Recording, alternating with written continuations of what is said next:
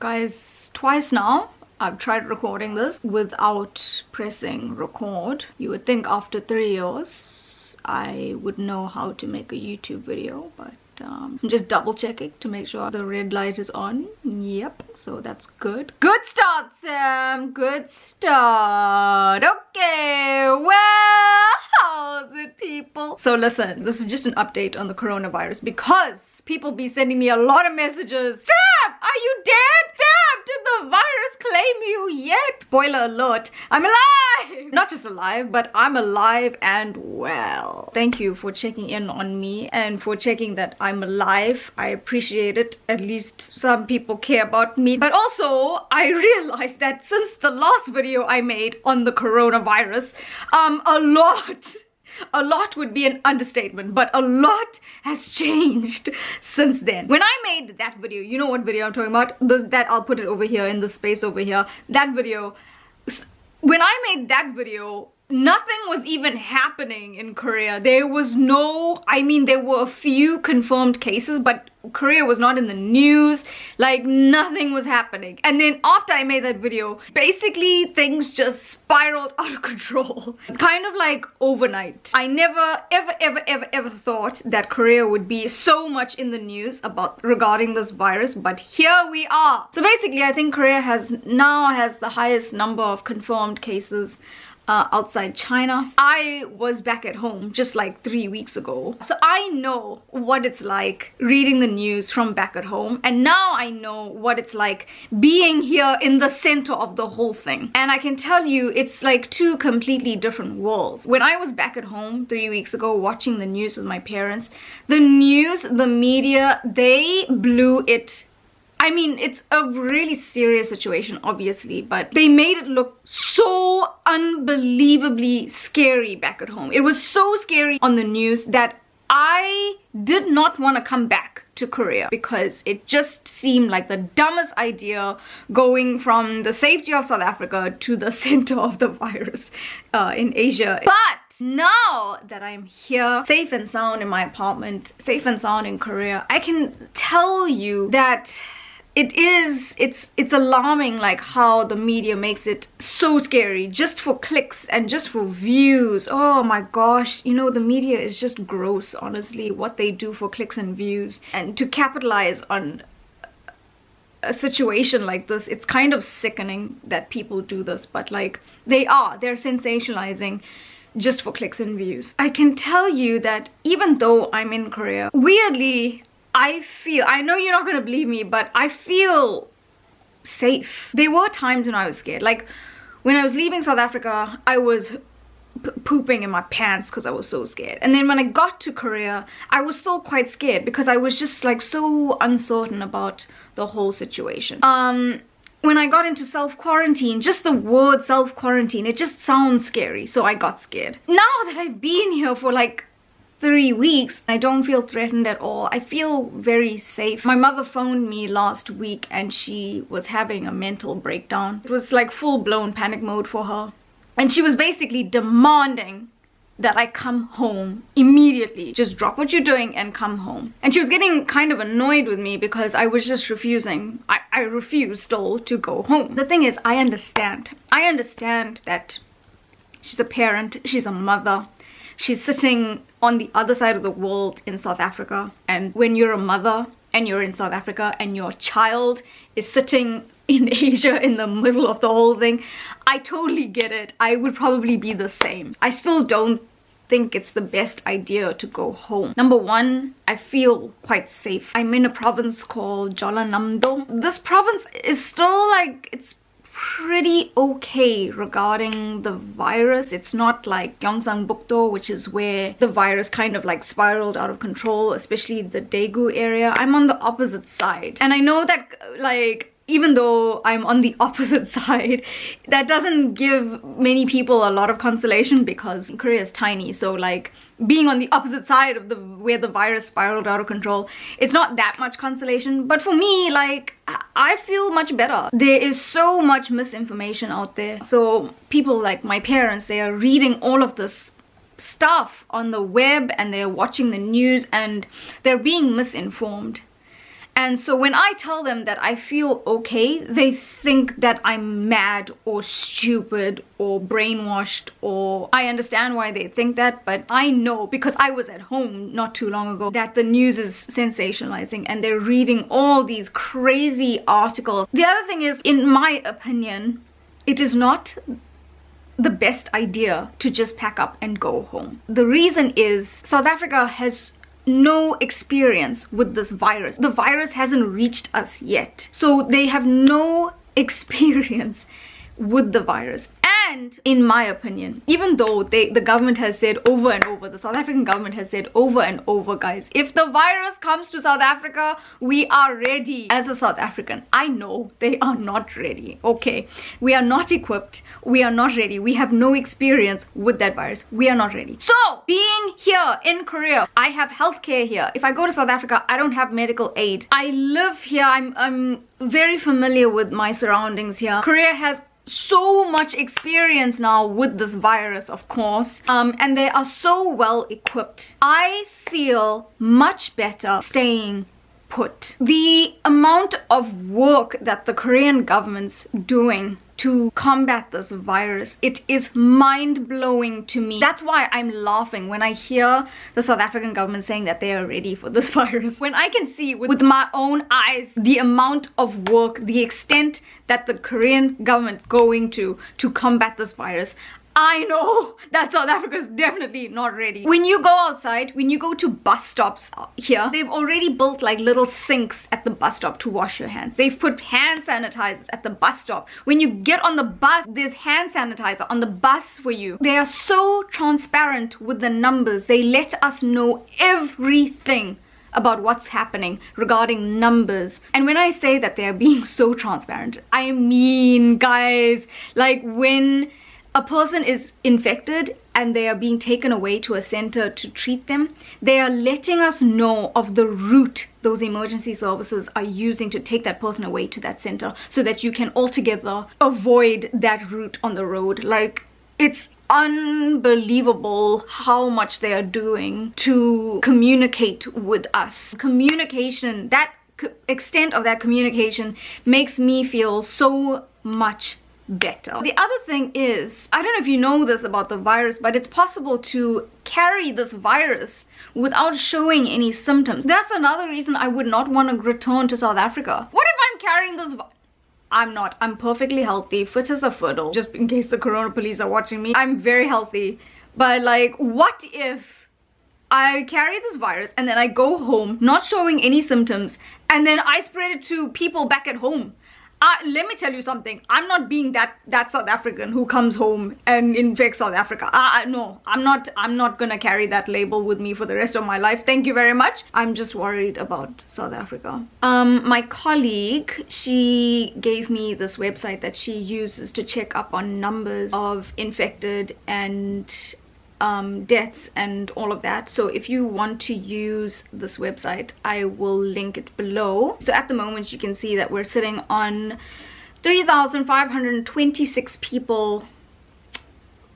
Those are confirmed cases. The green at the bottom, it says 1G, and it says 30. That means people who have recovered, I think. And then samang is the deceased, so people who have died from the virus. And you can see that we're already, I didn't know that, but we're sitting on 17 people.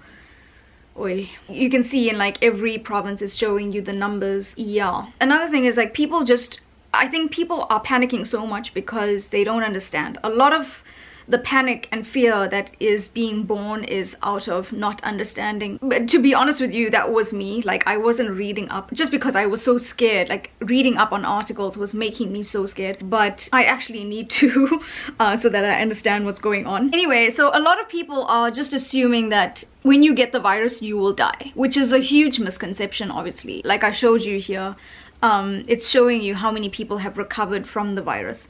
So that's a very important thing to take note. Like, it is very, very, very possible to recover from this. The people who are dying, they're older people and they often have other illnesses. So they say that if you are young, fit and healthy, then you should be able to recover from this, which is another reason I'm not worried. I don't think I've ever mentioned this, but my immune system is pretty good. Touch wood. But my immune system, I pride myself on my immune system. I'm like an ox. Also, when I was at home, I stocked up on Baraka. Guys, talking about Baraka, the day before I flew to Korea, my dad was like, you better go and get like all the Baraka in the world and drink one Baraka every day. Promise? So we went and got Baraka. Bloody hell, I went into Clicks. I went to the shelf with the Baraka and I picked up the Baraka and I was like, oh, hang on, this box is empty. And so I went to the Clicks lady and I was like, I think someone stole the Baraka. She was like, no, take this box, go to the cashier and tell him that you want this box of Baraka and he will give it to you. Do you remember back in the day when we had video stores? Oh, in fact, we still have DVD stores. Oh my god,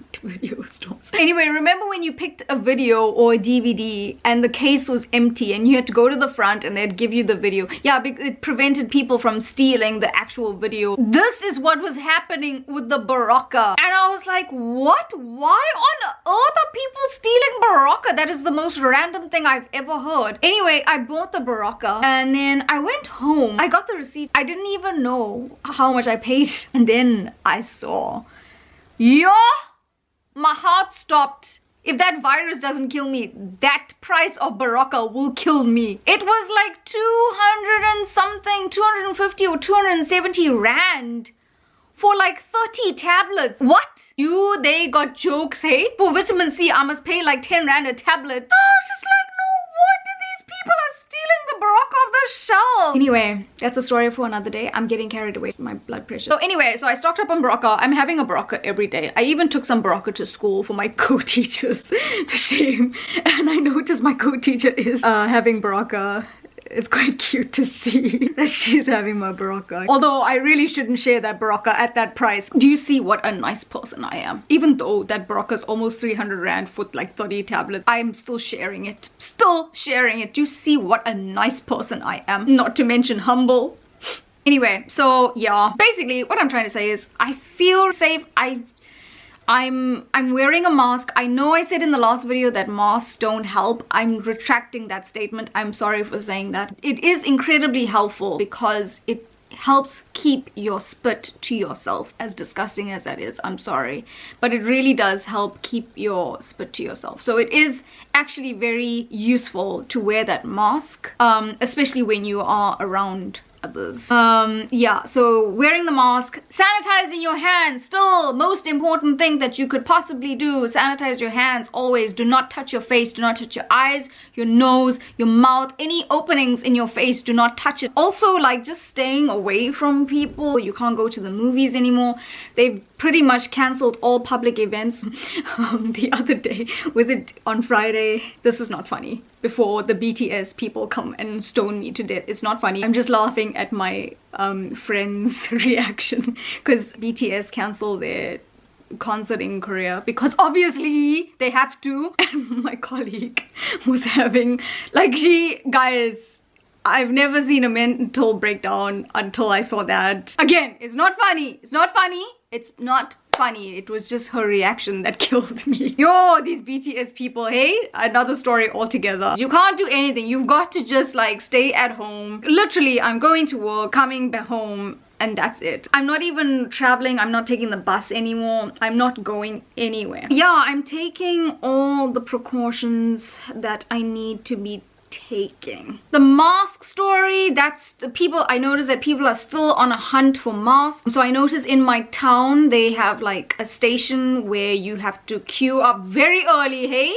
Very, very early, like 8 a.m. in the morning. I was like, do I really need that mask? Yeah, so this is from one of the Korean teachers at my school. She gave me this information. So in my town there was a station and people were lining up from 8 a.m. One person can buy only 5 masks for a day, and one mask is 1,500 won. That station, they were selling 2,000 masks for a day. So people were lining up. If you're an expat here, let me know what the mask situation is in your town. Oh, the other thing is, school was originally supposed to open tomorrow. So today's Sunday, the 1st of March.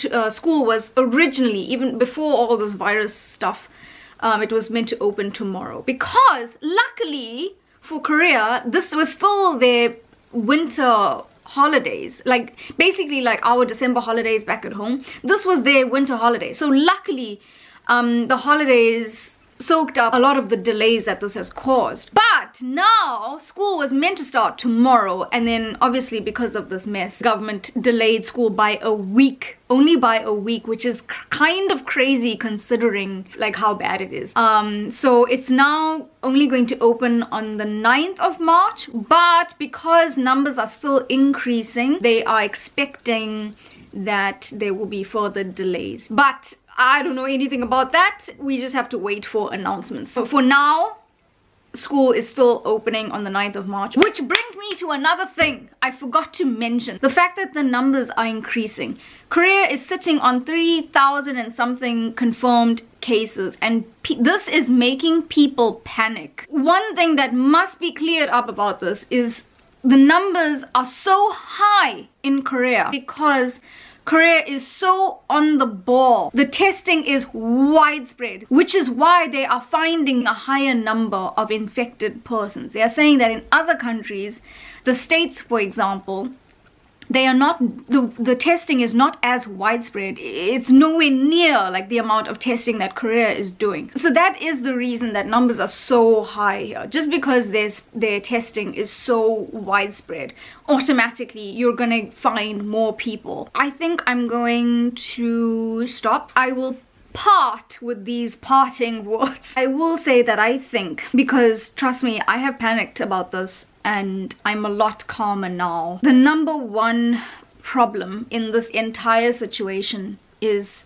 people panicking and stressing, and that is causing hysteria, and we do not need hysteria in a situation like this. Panicking will make you stress, and stress weakens your immune system. Do not panic, which is what I was doing for a long time. But now I've kind of just become immune to, excuse the pun, but I've become immune to all of this, honestly. Just be calm, take all the precautions, and you should be fine. We just need to be patient while they work on vaccines. We need to be calm, and we just need to, know that this will pass eventually. Anyway, I think that's about it. I'm tired of talking. I hope that clears up a lot of stuff for especially people back at home wondering why their child in Korea is being so stupid and stubborn and not returning home. I hope you can understand where we are coming from and why a lot of us are choosing to just remain here. Please be safe and be cautious. Don't do stupid things.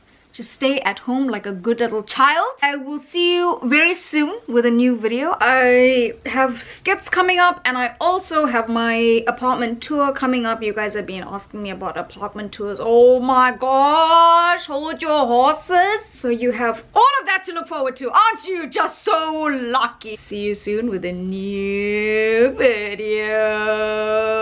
Okay, love you. Bye-bye.